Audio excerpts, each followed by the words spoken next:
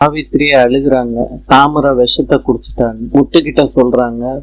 பொண்ணு விஷத்தை குடிச்சிட்டான்னு ஐயா கிட்ட போன் பண்ணி சொல்லுங்க அப்படின்னு சொல்றாங்க. ஐயா தாமரை விஷத்தை குடிச்சிச்சியா அப்படின்னு போன்ல சொல்றாரு. ராஜாங்கம் எல்லாரும் முன்னாடியும் தாமரை விஷத்தை குடிச்சத சொல்லிட்டாரு. அதனால எல்லாரும் பதறி போறாங்க. வண்டியை எடுத்துட்டு கிளம்புறாரு ராஜாங்கம். சேது கிட்ட சொல்றாங்க விஷயத்த. சேது சொல்றாரு, இவ எதுக்கு பைத்தியகாரத்தனமா இந்த மாதிரி பண்ணிக்கிட்டு இருக்கா?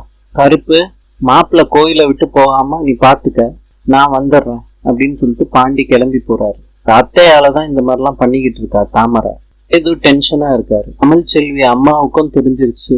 அவங்க பதறி போறாங்க. ராஜாங்கத்தை வெளியே விடாம கேட்டை பூட்டி வச்சிருக்காங்க சாவித்திரி. ராஜாங்கம் எவ்வளவோ கேட்டு பாக்குறாரு, திறக்க மாட்டேறாங்க சாவித்திரி. ராஜாங்கத்துக்கிட்ட சாவித்திரி லெட்டரை கொடுக்குறாங்க. இது என்னோட மகளோட மரண வாக்கு மூலம்னு கொடுக்குறாங்க.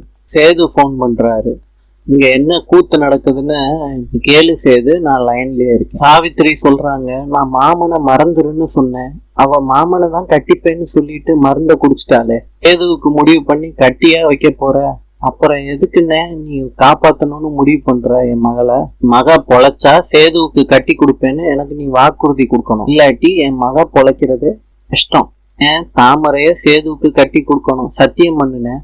கூட இருக்கவங்க எல்லாம் சத்தியம் பண்ண ராஜாங்கம்னு சொல்றாங்க. ஆண்டி ஜன்னல் வழியா எட்டி பாக்குறாங்க தாமரைய. தாமரை எறும்ப தட்டி விடு. செல்லப்பாண்டி சொல்றாரு, செல்லப்பாண்டிக்கே கட்டைய போடுறியா? ஆண்டி சடம்ப தூக்கி போட்டு பாம்பு பாம்புன்னு கத்துறாரு. தாமரை பயந்து ஓடுறாங்க. பயந்து போய் அவங்க அம்மா கிட்ட பாம்புன்னு சொல்றாங்க. அங்க வெளியே நின்றுகிட்டு இருக்கவங்க எல்லாம் திகச்சு போய் பார்த்துக்கிட்டு இருக்காங்க. நாளை பார்க்கலாம். இன்று ஈரானின் தலைநகரம் டெஹரான். நாளை சந்திப்போம்.